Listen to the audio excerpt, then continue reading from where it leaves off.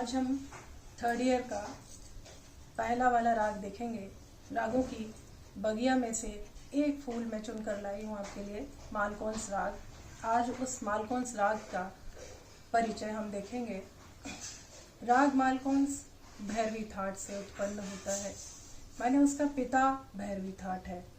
अब भैरवी थाट के स्वर हैं, जैसा कि आपको पता है, रे ग ध नी कोमल लगते हैं। लेकिन मालकोश में, इसको कई लोग मालकोश भी कहते हैं, मालकंस भी कहते हैं, मालकोंस भी कहते हैं। जनरल प्रचार में इसका नाम मालकोंस है। इसमें रे और प वर्जित होते हैं। तो एक बड़ा प्रश्न आता है सामने कि रे प वर्जित होने के बाद हम इसको भैरवी थाट में क्यों रखते हैं? क्योंकि ग ध और नी कोमल, इन तीन स्वरों के कोमल वाला हमारे पास एक और थाट है, जो दशविध थाट सिस्टम भातखंडे जी द्वारा बताया गया है। उसमें हमारे पास एक और थाट मिलता है जिसमें गधानी कोमल आते हैं, और वो है आसावरी थाट। हमने फर्स्ट ईयर में आसावरी राग सीखा था, तो आपको पता है कि उसमें गधानी कोमल है। सिमिलरली मालकोंस में गधानी कोमल है, लेकिन रे और प वर्जित है। तो इसको क्यों हमने आसावरी में नहीं रखा और भैरवी में रखा? ये एक बहुत बड़ा प्रश्न आता है।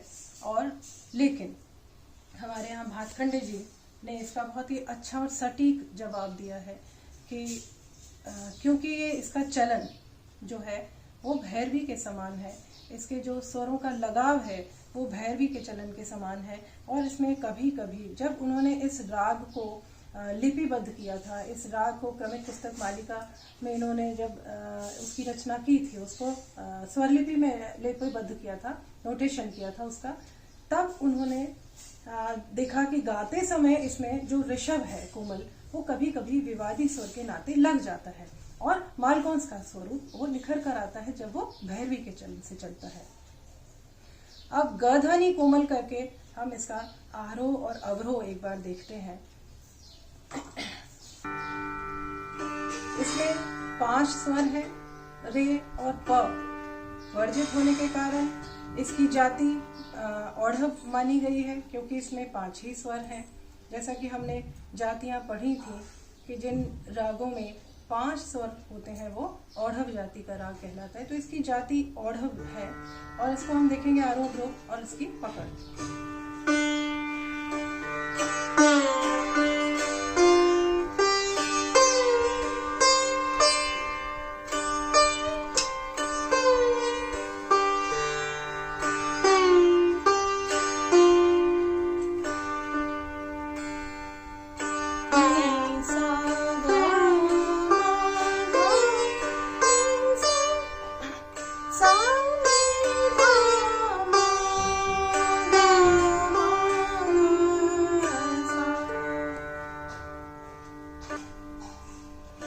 इसकी पकड़ हम देखते हैं।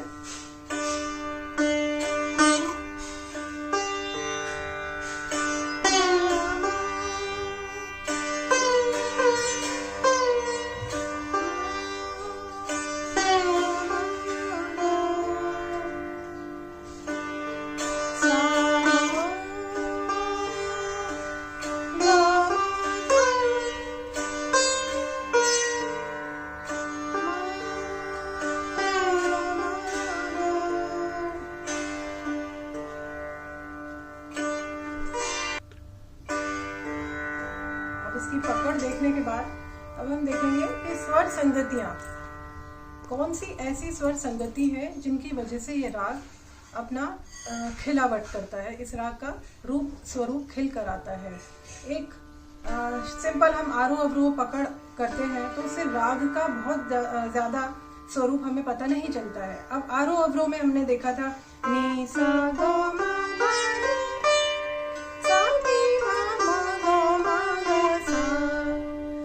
बहुत ज्यादा राग का स्वरूप हमें नहीं पता चलता। तो इसके लिए हमें स्वर संगतियों को देखना होता है, और उन्हीं स्वर संगतियों के आधार पर हम उस राग का चलन देखते हैं कि कैसा है, कि राग कैसे चलता है।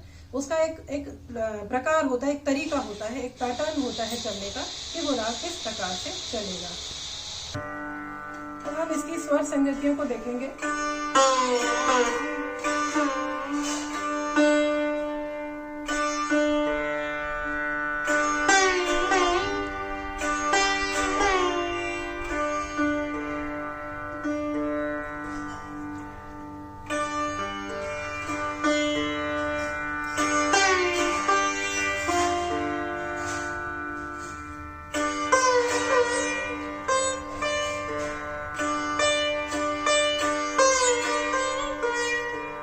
ये इसकी स्वर संगीति है। जब ये बजती है तो राग का स्वरूप निखर कर आता है कि क्या है।